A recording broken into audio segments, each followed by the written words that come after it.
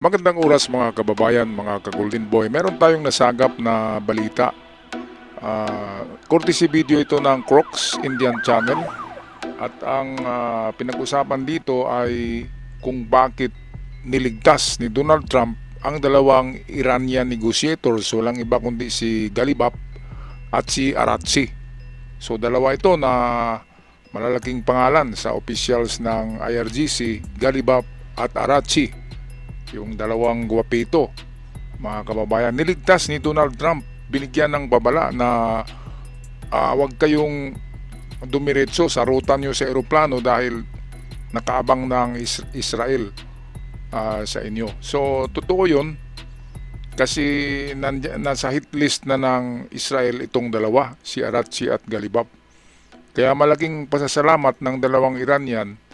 Kaya itong dalawang Iranian official na to, Galibaf at Araghchi, ay parang ano na talaga sila. Kumikiling na sila kay Donald Trump. Meron lang kasing mga hardliners talaga na hindi makakaintindi kung ano yung negotiation. Merong mga grupo ng IRGC na hardcore na hindi nila alam kung susurinder sila o hindi. Ang alam nila ay magipaglaban sila hanggang kamatayan. Yun, na-doctrinate kasi yan, na-doctrinate yung mga utak. Kaya wala na silang preno-preno pa. Walang surrender, never retreat, no surrender. Ganyan yung mga motto nila. Marka bahala na kung sa Pilipino pa, di ba? Ngayon, itong mga grupo na ito na hardliner ay nag-solicit ng malaking pera. At ayon dito sa balita, nagkapag-ipon ng, kasi ang ginto ay mahalaga sa mga Iranian eh. Ang pera sa kanila ngayon wala nang value. Yung pera nila kahit milyon-milyon reals ay walang value dahil sa gera. Ngayon ginto talagang merong value sa Iran. Kaya ito na yung bounty. Ito yung reward sa sino mang makapatay kay Donald Trump at kay Netanyahu ng Israel. Prime Minister ng Israel Netanyahu. Kung sino man ang makapatay sa dalawa ay merong 100 kilogram gold bounty. 100 kilogram yan, mga kababayan. Kaya maraming ano diyan, 'di ba, sasali ng mga grupo. Military man o civilian, 'di ba? Pero paano nila malapitan si Netanyahu is naka-secured yan eh. Ganon din si Donald Trump. Kaya mahirap talaga yan. Kung si Netanyahu ang madali nila, meron silang 50 kilogram. 50 kilogram times, magkano ba ngayon? Bumaba ngayon ang ginto. Nasa 7,000 na lang ang gramo. So compute nyo nga, mga kababayan, mga ka-Golden Boy, magkano tong 100 kilograms times 7,000 per gram. Ilang gramo ba ang 100 kilograms? Ang 1 kilo is 1,000 1,000 grams eh. So, compute nyo na lang yan. Yan yung reward. Sino mang maka-assassinate sa dalawa. Okay, pero malabong mangyari yan. Very secured. Si Trump, ganun din si Netanyahu. Napalibutan niya ng grabing intelligence at mga personal bodyguards. At hindi lang mga sundalo. At maraming layer of protection yan. Mahirap talaga yan. Mahirap i-assassinate. Kaya yung 100 kilogram na yan, guni-guni na lang yan ng IRGC. At kahit mayroong mga maka-assassinate kay Trump, alam ko hindi nila yan ibibigay. Ganyan ka-traidor yung mga utak na yan ng IRGC. So ito yon, senior American officials warned Iran through intermediaries that Israel was planning to assassinate top Iranian political figures and negotiators. So ito ngayon. Ang i-assassinate ay si Galibaf at si Abbas Araghchi. Yung dalawang magaling na yan eh. Pag may ano nga dyan daw, kung may election, yan yung mananalo, sabi ni Trump. Yung dalawa, pagpipilian lang yan. Kasi yan daw yung mga medyo bukas na pag-iisip ng mga opisyalis ng IRGC. So nagpapasalamat tong dalawa. So okay na. Meron na silang utang na loob kay Trump. Tidball na sana ang mga to eh. Yung paglipad ng kanilang service plane, ay biglang nag-iba ng ruta dahil sa babala ni Trump sa kanila. Okay, so ayun. So mayroong utang na loob itong dalawa kay Trump. Itong Iran's Foreign Minister Abbas Araghchi and Parliament Speaker Mohammad Bagher Ghalibaf were among the political figures believed to be on Israel target list, reports say. So yun nga yung sinabi natin. Nasa target talaga tong dalawa. Wala na kasi yung IRGC commander na si Bahidi, wala na eh, tudas na eh. Ako'y nagtaka sino ngayon ang, hindi nila ina-announce kung sino ang pumalit kay Hamid Bahidi, yung matapang na commander ng IRGC. Hindi nila sinabi kung sinong ipapalit or pumalit dahil tutudasin na naman ng Israel. Maubos talaga sila dyan, mga kababayan. The US warning came as President Donald Trump's administration pursued negotiation to end the conflict and reopen the Strait of Hormuz. So ito nga yung rason kung bakit niligtas ni Trump ang dalawang negotiator na ito, si Araghchi at si Ghalibaf, dahil kapag namatay itong dalawa, ay wala nang marunong makipag-usap kay Donald Trump. Kasi itong dalawa, mga talaga to, mga edukado, marunong mag-English, nakakaintindi na ng English, at saka mga na to, mga season na ito na mga political leader diyan sa Iran, itong dalawa. Itong si Bahidi, balita ko, nagiging gobernador, nagiging mayor ng Iran, ng isang probinsya ng Iran. Magaling talaga yung si Ghalibaf. According to the report, Washington urged Israel officials not to target Iran's political leadership, fearing that such killings would derail ongoing diplomacy. So ayan na nga, hindi dapat titirahin yan kasi nga ma-derail yung kasunduan, di ba? Maantala o baka hindi na matuloy. Dahil sino pang magipag-usap kung deadball na? Walang ibang dyan eh. Sabi ni Trump, walang ibang matatalino, yung dalawa lang talaga. Kaya tama naman si Trump. Hindi siya niligtas ni Trump dahil naawa siya, kundi niligtas na ang dalawang ito for the sake of the negotiation. Kasi sino pang kakausap sa kanila? Wala na. So, yun nga ang pinakarason. Kasi marami nang lumabas na parang mga haka-haka na, naku, bakit kaya niligtas ni Baka mga planted to ni Trump na mga tao diyan sa IRGC, itong dalawa. Hindi. Talagang niligtas lang ni Trump yan para meron pang makipag-negotiate sa kanila na marurunong. Ayan. So, officials in Washington, the report further said, also believe that taking out these key Iranian figures would eliminate the exact interlocutors needed to negotiate a ceasefire. Ayan. Interlocutors. Sila yung parang sila yung susi ng negosasyon kasi nga marurunong. So ayan, ngayon nga ay si Netanyahu ay hindi na yan nagikinig kay Trump. Kung sabihin ni Trump na tigil ka muna sa pagbomba, ayaw niya eh. Kasi itong si Netanyahu pala, meron pala itong promise sa kanyang kapatid na pinatay ng mga Hamas noon. Yung kapatid niya, isang malaking ranggo ng sundalo ng IDF yun, yung kapatid ni Netanyahu ay pinaslang ng mga Hamas. Pinaslang.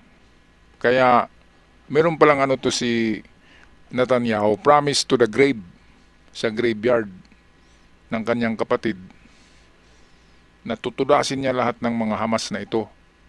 At dahil ang Iran ang nagbabayad sa Hamas, so isasali niya ang Iran kasi ang Iran talagang nag-uutos sa Hamas na tutudasin itong mga Israelis na ito.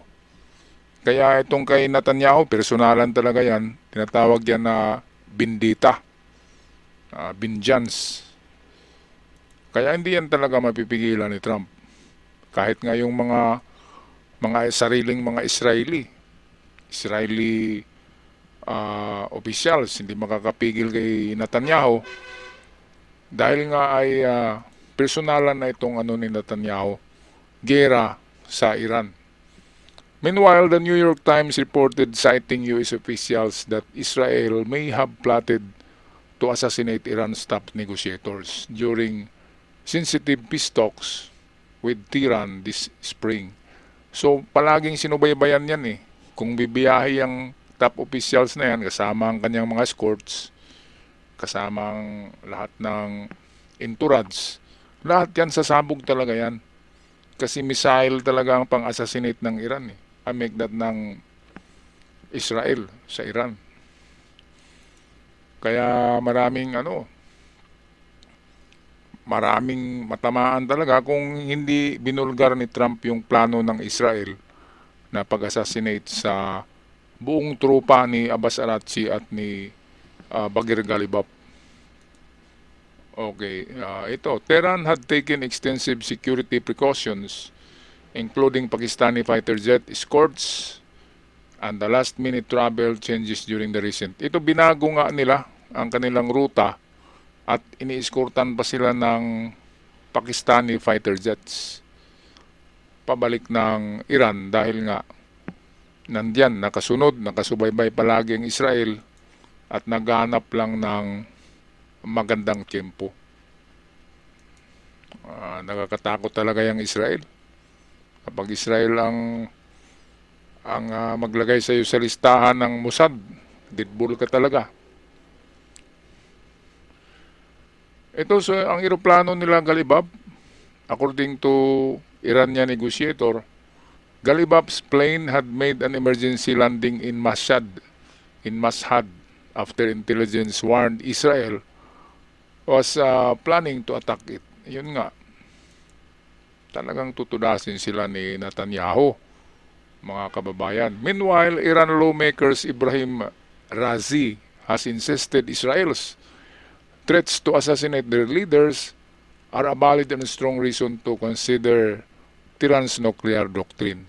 So, ibig sabihin yan, gusto ng Iran na gamitin na ang kanilang naitagong mga nuclear bomb at bubumbahin na ang Israel. Pero hindi nila yan magawa dahil nasa na sila eh. Nasa 70% na of successful negotiation. Hindi pwedeng gagamit sila ng nuclear. Lalong bumbahin sila ng Amerika kapag ganyan. Katapusan ng Iran kung gagamit sila ng isang nuclear bomb. Kung kahit hindi yun maglanding sa Israel ay talagang tutudasin sila ng Amerika at ng Israel. Ang Israel ay mayroon ding nuclear yan eh. Patago lang yan. Merong nuclear bomb ang Israel na hindi binabalita na nakatago underground. Hindi lang Iran ang marunong eh. Alam ng Israel na kapag gagamit ang Iran ng nuclear ay gagamit din sila para proportionate. So itong si Razi, sabi niya, the Israeli leadership's latest warning remarks could prompt a serious review of the recently signed US-Iran Memorandum of Understanding. So ayan, ang gugulo na naman. Ang gugulo lang tong si Razi na babaguhin daw ang Memorandum of Understanding. Tarantado to eh. Hindi naman to negotiator. Ito yung nagmarunong-marunungan lang. Mas marunong yung dalawa. Si Bagir Ghalibaf at saka si itong Abbas Araghchi. The threat by the Zionist, ito yung mga Israeli Zionist regimes war minister to assassinate the leader of Iranian nation constitutes a valid and compelling reasons for reconsidering the nuclear doctrine. Ibrahim Residi. So yan nga, may pagka-ugok din to eh. Imbis na okay na, pirma na lang yung kulang ng kasunduan eh, tapos nang gugulo na naman. Ibrahim Rizai. Lawmaker pala ito, attorney ng mga IRGC yan. Saan kaya nag-aral yan, no? So ito na nga yung 100 kilogram gold bars na reward money para sa pag-assassinate kay Netanyahu at Trump. Kapag narinig ito ni Trump, lagot sila. 'Di ba? 100 kilograms eh. Ang ibibigay kahit ma-assassinate yan, siguradong hindi ibibigay ng IRGC ang 100 kilograms. Mga ano yan mga liar at traitor yan eh. Kahit mabaril ma-assassinate si Trump ng isang civilian diyan na taga-Iran diyan sa Amerika, hindi rin ibibigay ang 100 kilograms na gold na yan. At baka wala ngang 100 kilograms na gold na nakatago. Baka wala. Yan ay palabas lang nila para maraming panatiko ng IRGC ang magtangkang i-assassinate ang dalawa. So ito naman, meanwhile, a speaker at the state-organized rally in Baramin claimed that the spontaneous public initiative would offer 100 kilograms of gold to anyone who kills Trump or the Israel Prime Minister Netanyahu. So ayan, ito pala ay ng publiko daw. Pinag-ambag-ambag. Parang nag-ambag-ambag sila at umabot ng 100 kilograms of gold. Ang naipon ay ayaw-ayaw kong maniwala dyan. Kaya kayong mga nagplanong i-assassinate si Trump at si Netanyahu, huwag kayong maniwala dyan. Matidbo lang kayo dahil talagang secured yung mga gwardiya ng dalawang ito. At kahit madido nitong dalawa, hindi talaga ibibigay ang 100 kilograms. Maniwala kayo sa akin. Mga tuso yan at traidor at mga liar. Mga kababayan, anong masasabi niyo dito sa tama ba na niligtas ni Trump ang dalawang negotiator, si Araghchi at si Galibaf? Tama ba na pinaalam niya na mag-ingat kayo sa araw na ito at titirahin kayo? At maniniwala ba kayo dito sa 100 kilograms na reward money na to? Pag-i-comment sa ating comment section. Ako'y magpapaalam na. Maraming salamat sa lahat at huwag kalimutan mag-subscribe. Malaking tulong na yan. Hanggang sa muli, paalam at ingat ang lahat.